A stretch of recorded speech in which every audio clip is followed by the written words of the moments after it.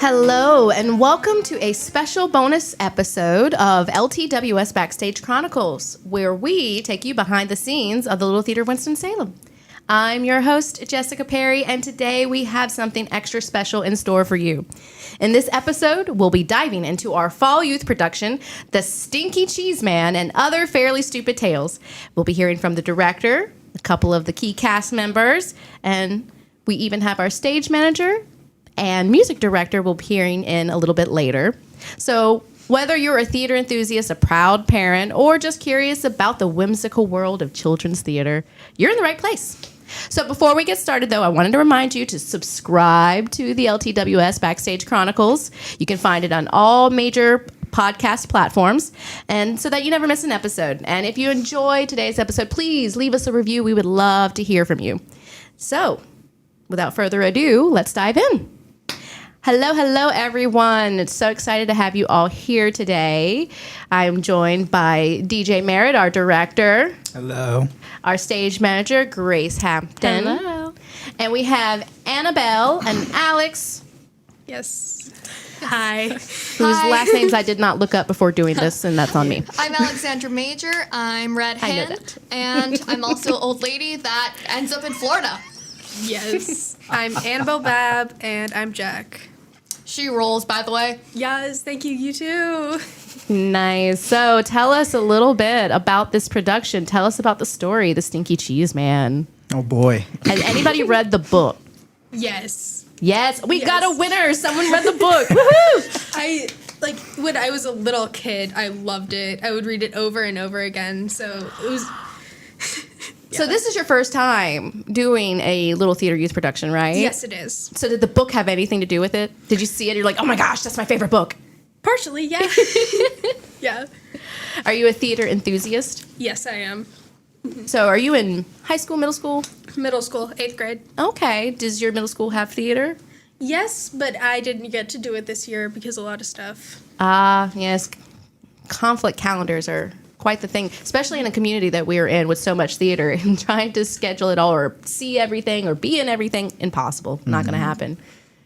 So DJ, it's your second round as a youth production director. How's it feel?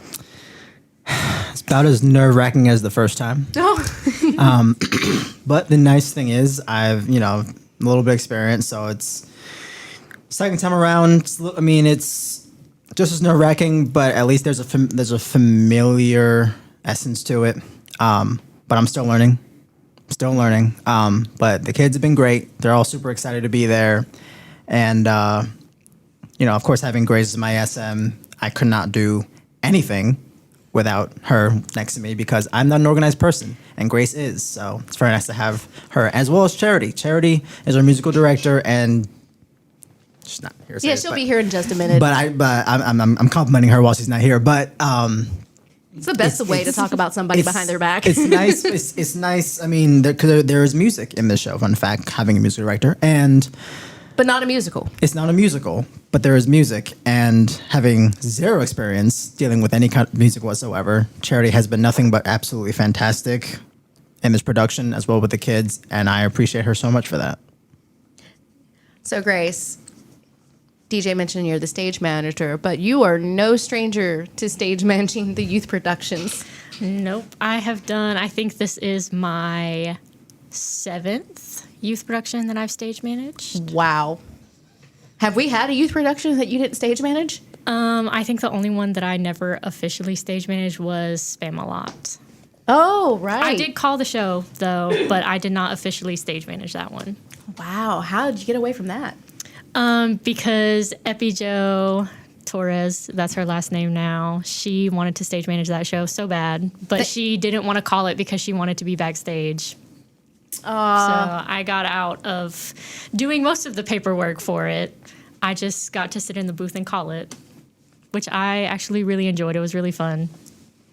The booth is a great place for introverts that still love creativity and storytelling and making friends. Mm-hmm. And theater people are the best people to take introverts and go, you're my friend now. You can't get away. You're going to hang out with me now. So Annabelle, Alex, I couldn't imagine considering either one of you introverts, but would either one of you consider yourself an introvert? Yes, I am. Yes? Yeah. I don't act like it sometimes, but I'm not good at talking to people most of the time. And yeah. So theater kind of helps with that? Mm-hmm. So I feel like a lot of introverts can be extrovertive. Is that correct? Extroverted? Extroverted. I don't know. An extroverted introvert. In the right company with the right group of people. Yes, yeah. And you find that happens a lot in like theater and rehearsals and yeah. We got some pretty like big personalities, I think. Yeah, for sure. I wouldn't exactly call myself an introvert, but I will. When I get nervous, I start talking. So I just start talking more and more, and next thing you know, I'm on a complete different subject. So I'm somewhere in the middle, I'd say, with that. Oh my goodness, we relate. Yeah, I drone something else. It's fierce. So this show is definitely a comedy. And I would say it leans more towards in the farce Yeah, it's category. it's so ridiculous. I say that like as a funny way. Like it's essentially a play that's trying its best to be a show, and no one in the story wants it to run the same way. It almost has its own genre. Yeah, I almost want to say it's so much of a comedy that's almost a tragedy because everyone's story just goes wrong, but it's still. Jack sure thinks it is. Yeah, I feel like for Jack it is a tragedy. Like my play. He's trying so hard to make this play work, and it's just not happening. The poor thing. I think I have the most tragedy in it all. I would like to point out. You're causing the tragedy. I pay for it, okay? Yeah, fair point. So you guys are having a lot of fun in rehearsals. Yes. For sure. Do you have any like favorite moments? Like any favorite moments that you've had either like during rehearsal or any favorite scenes in the show? Something ridiculous happens every 5 minutes. It does, But like the best part about that though is like, a lot of the kids in this production, they know me already. And so they know that they can just come on stage and do whatever they feel like doing, and I'll allow it. If it doesn't work, I'll say do something else, but I won't be like, I always encourage, make the crazy choices, do the insane things. And the amount of times I've been just surprised by all of these kids and laughing my butt off because of something ridiculous. I'm like, we're doing that now. Like you do that as a joke, but that's actually happening now. I feel like a lot of theater happen, like a lot of things that happen in theater start with a joke and Yes. just keeps going. And you're like, yes, okay, we've got to do that. It's so funny. Yes.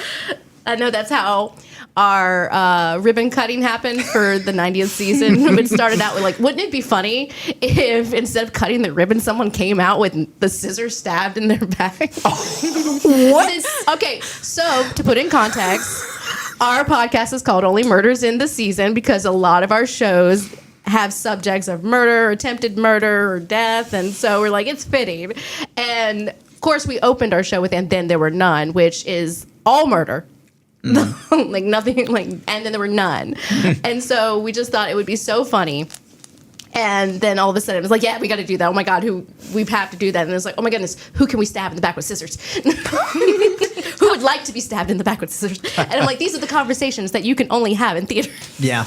Out of context, someone was like, what are they talking about over there? And honestly, like, we were very fortunate. Like, we had a good crowd out there, but it was just hilarious. And it went so much better than I could have imagined. And it was super memorable. And everybody that was there was like, this is the most interesting ribbon cutting I've ever been to.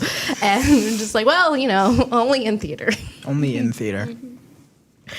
But I love that because in the rehearsal process, there's grown adults who don't always allow themselves the freedom to just go out there and try something because they're afraid of the rejection. But you've got a whole group of kids that are just trying anything and everything. And I will say with this group of kids, you've got to be careful what you say when you say, give me all the ridiculous, because they will go for it. They're like, bet.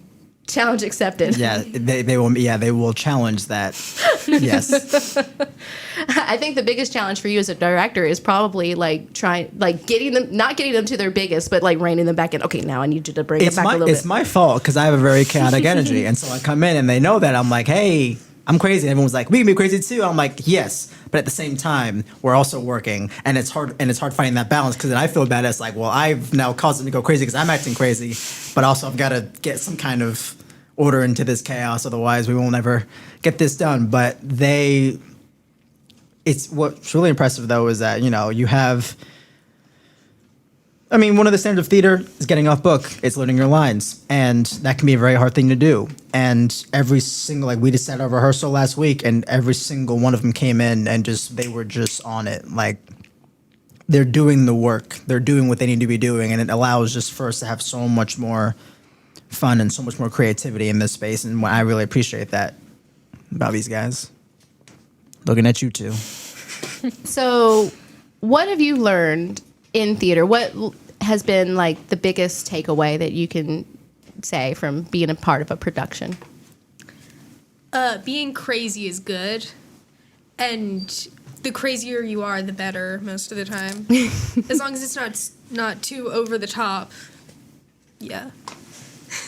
I say it's a great confidence booster because you're around so many people with this positive energy. It feels really great. Generally, after leaving theater or somewhere doing something with it, I feel more energized than I do depleted. And that's, I think, really special. Mm-hmm. Yeah, I think it's because you're in a space where you just get to be yourself, and being yourself and freely being yourself for so long. It's like, this was great. I want to come here and be myself all the time. And then, you got to go out into public and function and not scare people. But in this space, you can. So we were just joined by our music director, Charity Hampton. Say hello. Hello, hello. Love your earrings, by the way. You cannot see them, but they are the cutest little ghost earrings reading a book. Thank you so much. Yes. Speaking of, have you read the book, The Stinky Cheese Man and Other Fairly Stupid Tales? I actually have not. I had never really heard of it until it was announced that we were doing it. I would say that's more of my generation. I'm an older millennial, and I am with a young group here, so I can understand. But Annabelle, she read the book. Good for you. Yeah, Look we at have you a doing winner. your research. Well, no, she said that she read this book as a younger youth. Oh, awesome. Yeah. Younger youth. Even younger than she is now. So, Charity, you're the music director. You've been working with youth productions in several different capacities for years now, alongside your sister Grace. Absolutely. It's been amazing. So, what are these kids like? Give us the down low. How bad are they? Oh, No. I would say they're doing really, really well. For having music in a straight play, nobody really signed up to do a musical when they signed up for this show, but they've got to do one anyway. And so far, they're taking it like champs. They're learning all their crazy lyrics and all that fun stuff. So they're really having a good time, and I'm having a good time with them. For those of you who don't know, straight play just means a play without music. So you say straight play, and then you say musical, and so just a little bit of a theater jargon for you, little terminology. That was your lesson of the day. Thank you, Jess. Most welcome. Happy to oblige. So the show is getting close and getting closer. I know y'all been rehearsing. Have y'all had a chance to work with props or tell a little bit of what it's like working in a rehearsal room with no scenery, so you have to imagine things? I think it's been going okay so far. I don't think we have very much scenery that we're planning to work with. We have not started working with props yet just because I haven't been to the shop to pull props yet. So that is kind of on me. But hopefully we will start doing that soon. Well, we still have some more time to go. I mean, we have plenty of time, and plenty of also, time. I mean, this show it's not prop or scenery heavy, so Right. like it's not. I mean, there aren't things where it's like, okay, it's essentially we have this right now, so we need no, it's things you can throw it in a little Right. later on. Like, the chaos of this show focuses more on the characters than anything else, because again, it's a show where everyone's trying to tell it their way and do things their way, so nothing is essentially going right.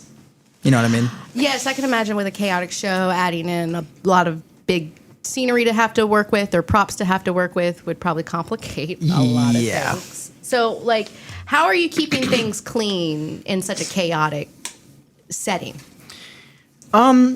Just knowing, knowing the show.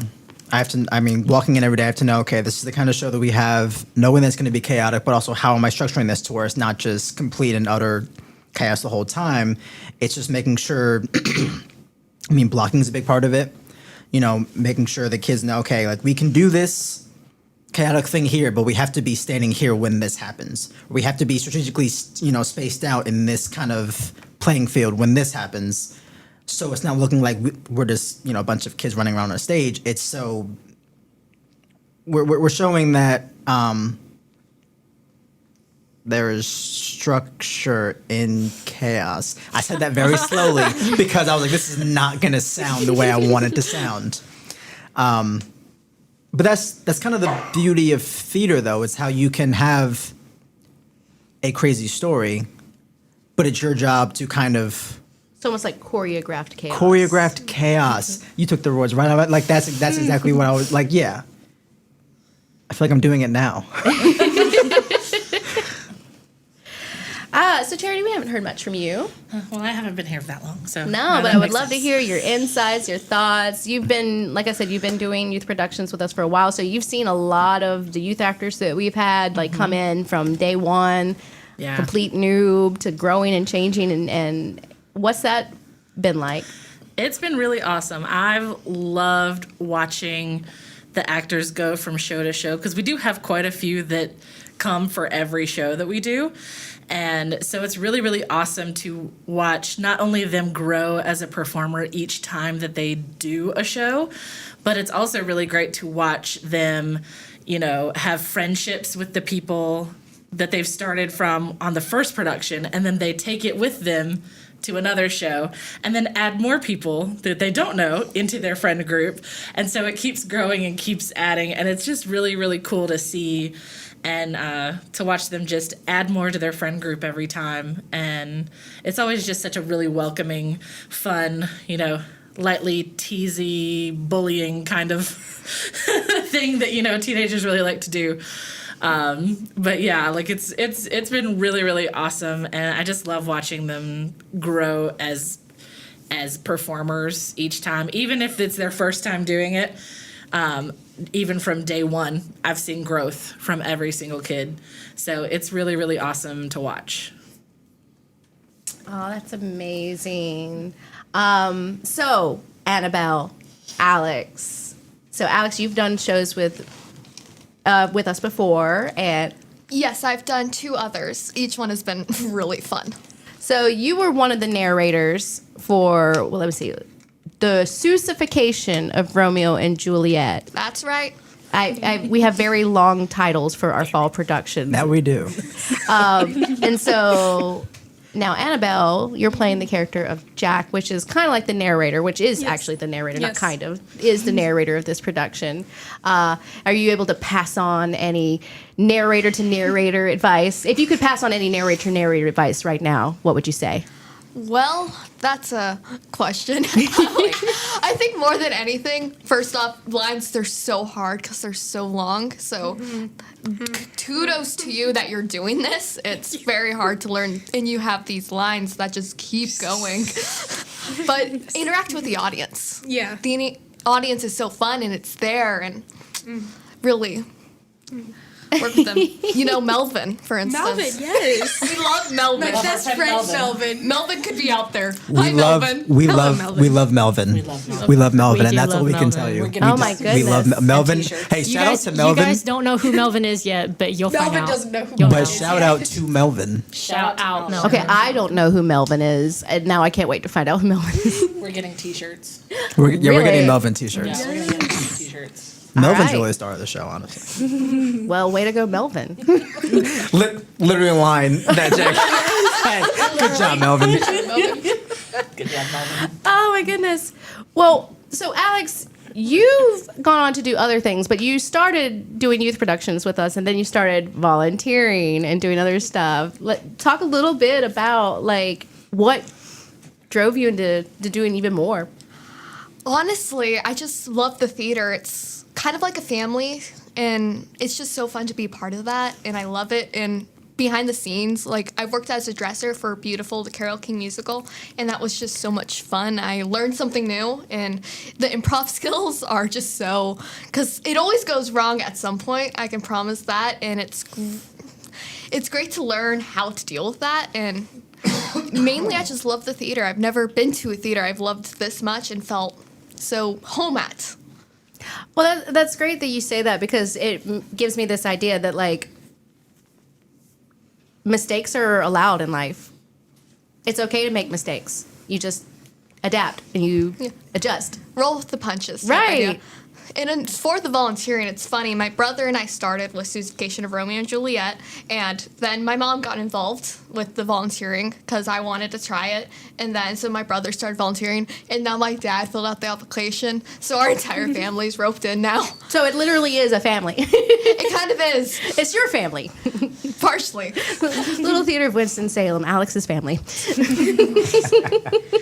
No, we have really enjoyed having you guys be a part of our Little Theater family, and it's always exciting when, like I said, when we see our youth actors and they go on to do other things. Either they go and audition for a main stage show and get cast, or they're volunteering in other parts, and oh, now they're working in a sound booth, or they're learning all these other skills and trades. And I'm like, oh my goodness, it's so fun watching them grow and do things, and look at them being a big person.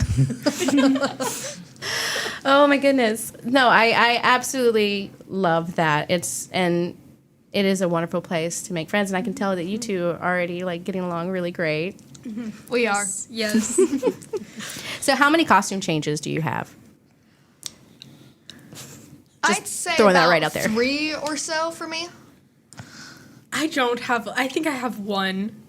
Who do you think has the most costume changes in the show? I don't know. I don't know. We haven't gone through costumes yet. I don't know if they're going to change random pieces throughout it, or we're just going to wear the same thing. Ah. So just 3 Interesting. that I'm aware of. Well, there is, Yeah. People playing multiple characters. It happens very often in a comedy, for sure. So, yeah.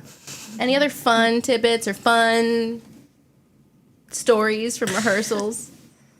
I'm looking at you, Grace.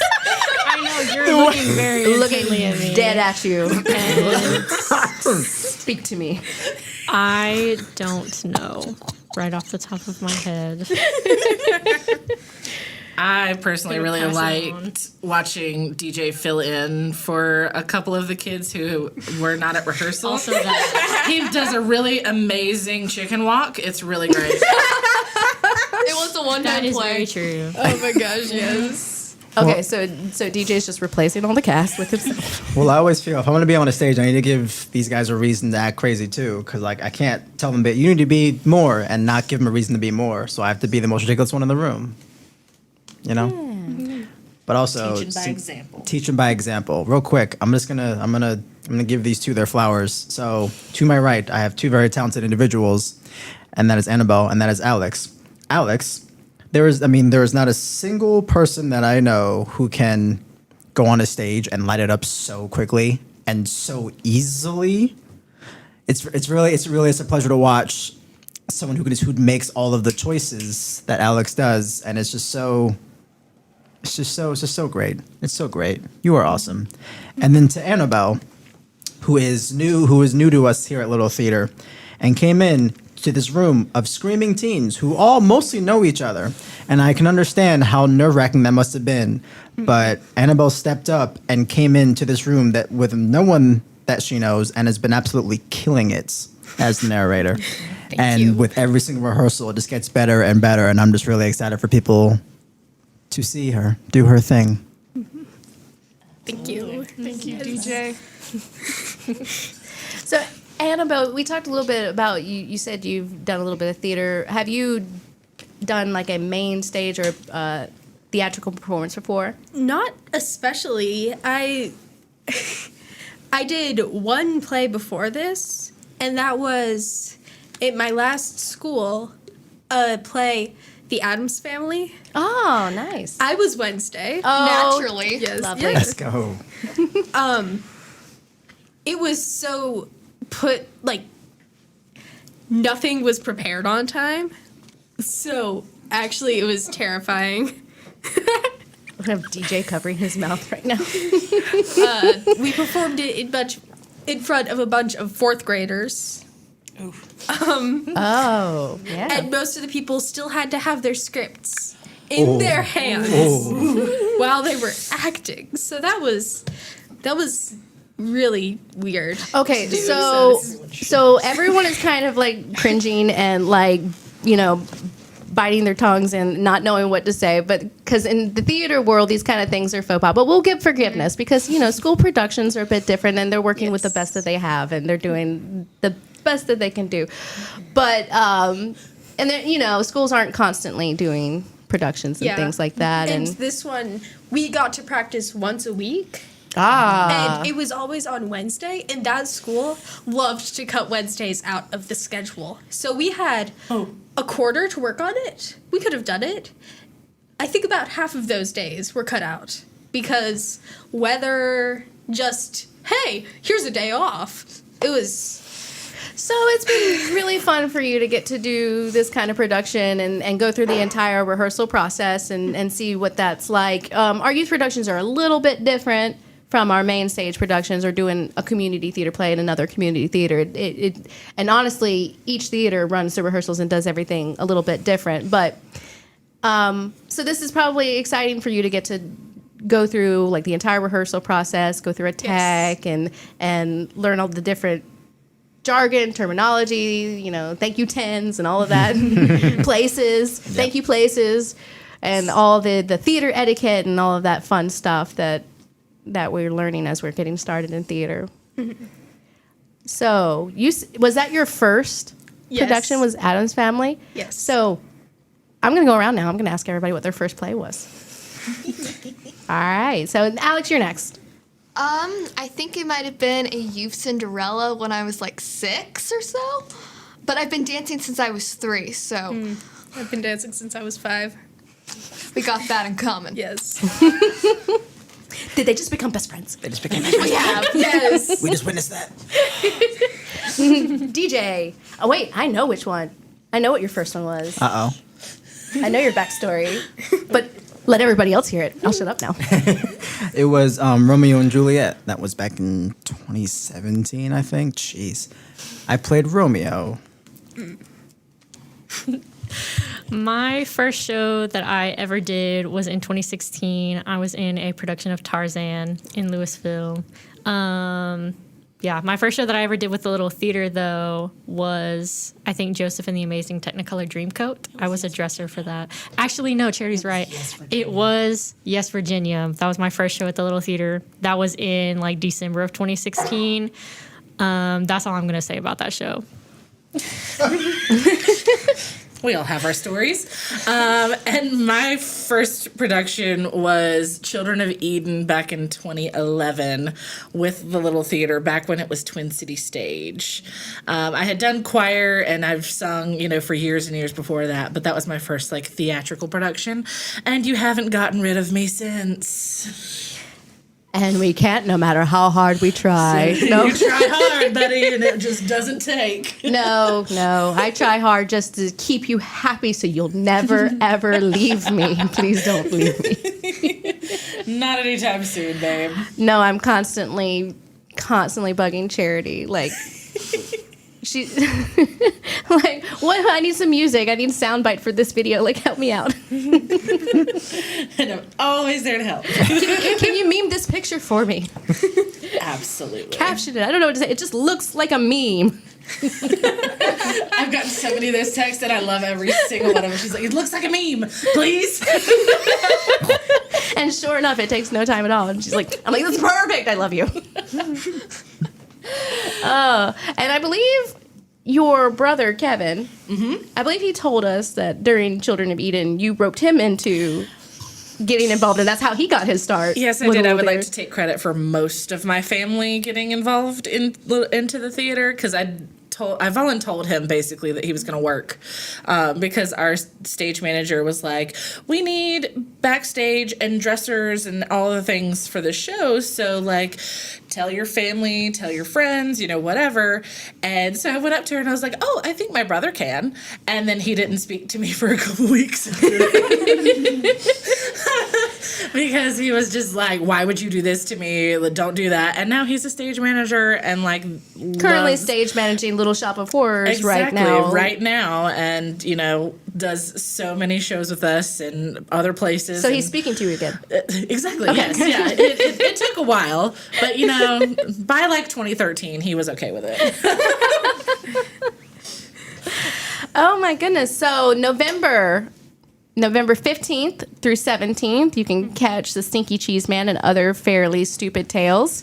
Friday and Saturday at 7 p.m. and Saturday and Sunday at 2 p.m. It's going to be a wild ride and a lot of fun. I can tell just from the people here and this group that's been assembled that this is going to be one fun show, and you're going to see them having lots of fun on stage as well. So bring yourself, bring your kids, bring your grandkids, bring some kids. Well, don't steal them though. Like, get permission. But everybody will have a good time. We get a little bit silly when we get together with the youth. I think the youth brings out my inner teenager, and I do my best to remember that I'm an adult. Oh, bro, same. Because I'm like starting, no, you. And I'm like, Actually, I can't do that now. No. I can't argue back. No, you're the director. I'm the director. I can't do that.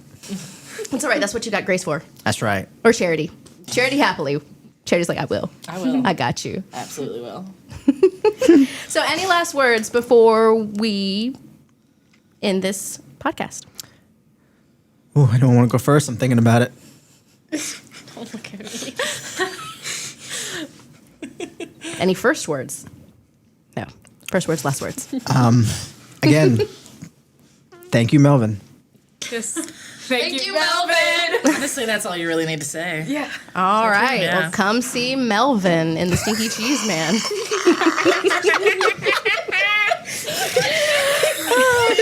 Well, that's... I don't know what I said, but it was really funny. Come see the Stinky Cheese Man if you want to find out who Melvin is. Right. Yes. There you go. That is all for today's special bonus episode of the LTWS Backstage Chronicles. We hope you enjoyed this behind-the-scenes look as much as we did of the Stinky Cheese Man and Other Fairly Stupid Tales. Thank you so much to our guests for coming in today and sharing their insights and thoughts. We really appreciate it. If you like what you heard, don't forget to subscribe, leave us a review, and share this podcast. You can find it on all major podcasting platforms. And don't forget to visit our website, www.ltws.org, for all the details of upcoming events and productions. Stay tuned for our next episode, Dickens' Timeless Tale, where we'll discuss the enduring appeal of A Christmas Carol and hear from the director, the playwright, and the actor playing Scrooge himself. We can't wait to take you on an even deeper dive into the world of theater.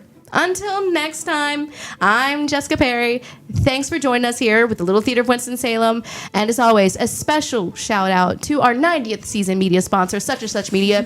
For without them, this podcast would not be possible. See you at the theater. The views and opinions of this podcast are those of the contributor and not necessarily those of our distributors and hosting company. This podcast is copyrighted. Use of this podcast without express permission may result in alien blood-sucking plants taking over the world. You have been warned.